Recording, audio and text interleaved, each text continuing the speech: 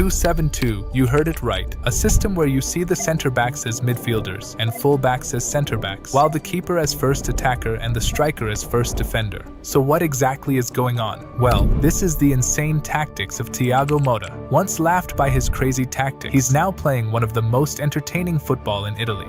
Looking for the speed of Ndoye. Zirkzee leaves it. Motta! From Mourinho's counterattacks to Joachim Löw's counter-pressing, his tactics is the fusion of 5 top managers' philosophies. And using these, he innovated some fascinating concepts that captured the attention of top clubs like United, Barcelona, and Juventus, who shown their interest in signing him. So what exactly is the 2-7-2 system? Why do these players have weird roles in it? And what are these innovative concepts that I am talking about? Let's discuss in this video.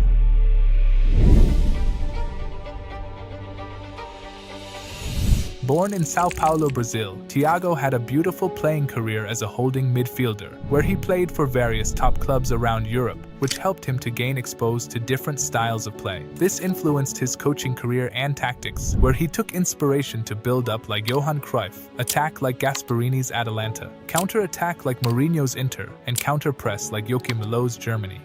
And seeing his unique style, he got his first job offer from Genoa, where he miserably failed and finished at the bottom of the table. But luckily he got his second offer from Spezia, which also ended up horribly, as they were really close on getting relegated. And after these 2 failures, Motta finally realized that even after applying these multiple philosophies, if his team can't able to maintain a basic level of possession, then these concepts are just gimmicks. So upon joining Bologna, his primary focus became the ball. He encouraged his players to view the ball as their close friend, that they should never lose and keep it as long as possible. And this approach really silenced the critics, as Bologna became the first club where Motta's vision truly flourished and enabled them to beat top teams while still keeping possession.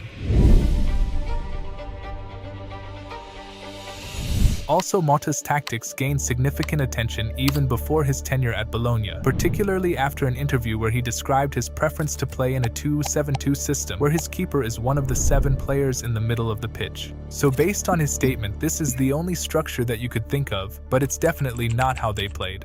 Well, for Thiago, he basically sees football in an upside-down perspective. Rather than starting his formation horizontally, he visualizes it vertically, where he imagines 2 players at the base, a midfield of 7 including the goalkeeper, and remaining 2 at the top.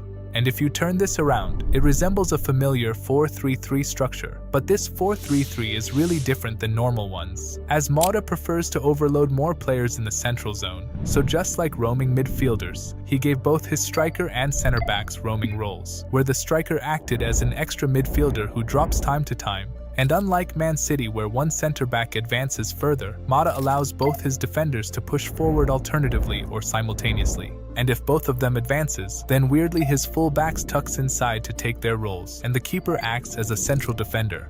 This completely disorganized the opposition markings. As both defenders are up front, opposition really need an extra player to cover these 2. And if they bring markers other than the forwards, it opens spaces for Bologna's attackers to easily exploit through long passes. So the opposition often forced to send their striker or wingers to mark these, which then allows Bologna to play out from back quite easily.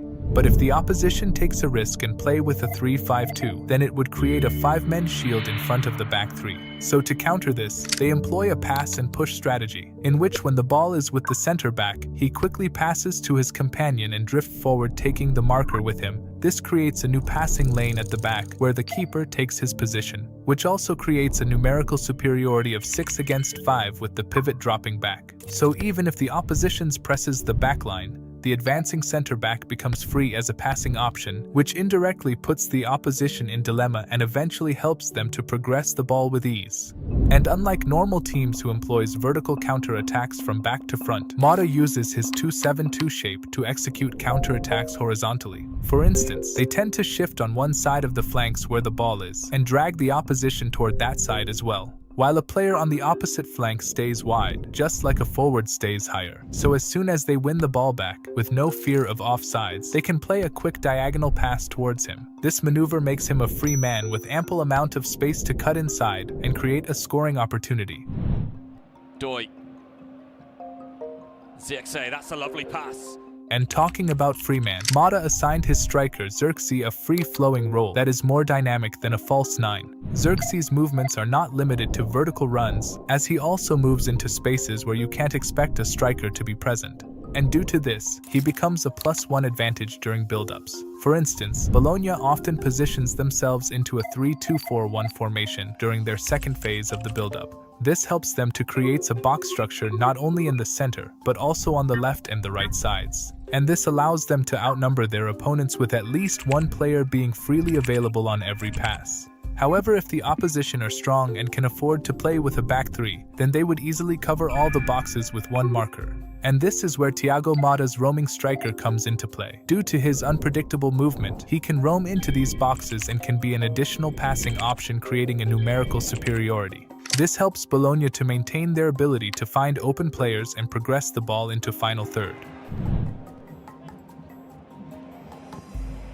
Ball whipped in.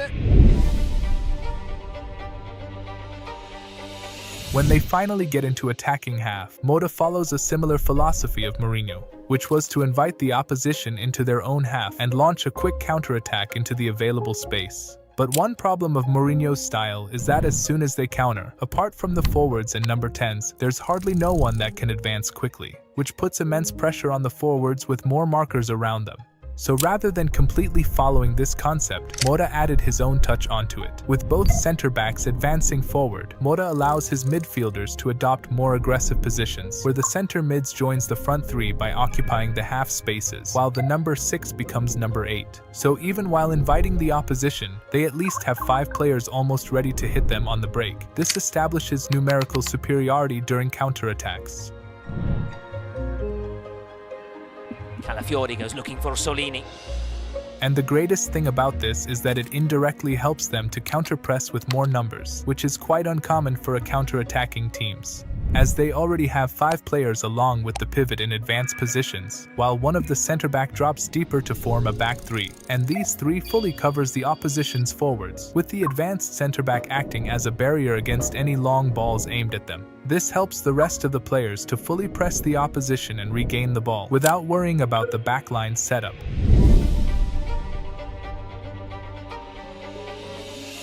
But when they're without the ball, they defend with a vertical as well as horizontal structure simultaneously. So, how's that possible? Well, as Motta focuses more on protecting the central areas, so even when defending, both his center backs often press up high and cover the opposition number 8s to intercept, while his CDM drops deeper to cover the striker. So when the opposition attacks from the central, it looks like a 3-2-4-1, but as soon as they shift wide, both the center backs drifts back to form a compact back 5 and transitions into 5-4-1 shape. This allows the fullbacks to press on the wings more aggressively while ensuring central dominance, making them a really difficult side to break down. And now Banda, still with Banda, fabulous block. And due to this, they're the 3rd least conceding side in the league by being just behind Juventus and Inter Milan. But the main question is, what are the player roles that make this tactic so unique? So looking at the keeper, he's ideally positioned as a sweeper, who will play a pivotal role in Motta's 2-7-2 build-up.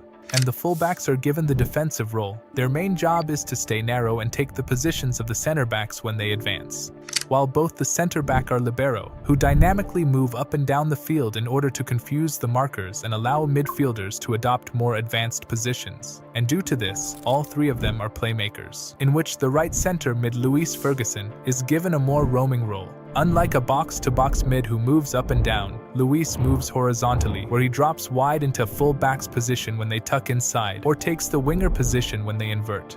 While on the wing, both of them are inverted wingers. Known for the horizontal counter-attacks, they typically stays wide and quickly inverts as soon as there's an opportunity.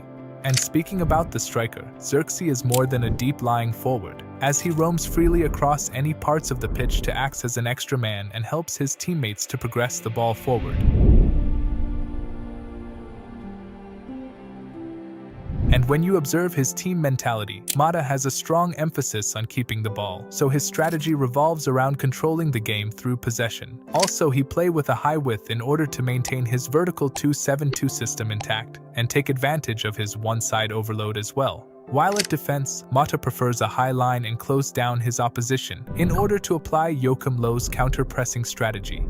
And in the final third, they work into the box and run at defense. This encourages his players to drive forward with the ball and disrupt the opposition's markers with third-man combinations. And looking at passing, they usually build up with short passes and tend to move the ball on one side of the pitch, so they mainly focus their passing on both the flanks. So overall, Thiago Motta has shown us a new perspective on how to see football, and his unique imaginations has introduced various new concepts that are likely to be adopted by many managers. And in the company of emerging managers like Xabi Alonso, Nagelsmann, and De Zerbi, we're truly witnessing a new era of football managers who are bringing revolution to the game. And similar to this, if we travel back to the mid-2000s, Sir Alex Ferguson was known to introduce a tactical revolution that made many managers to get inspired, which not only rebuilt Man United but made them one of the best teams in recent history. So what was the tactics that made Man United so successful under Sir Alex? And how did legends like Cristiano Ronaldo played under it? Let's find out by clicking this video, so hope to see you there.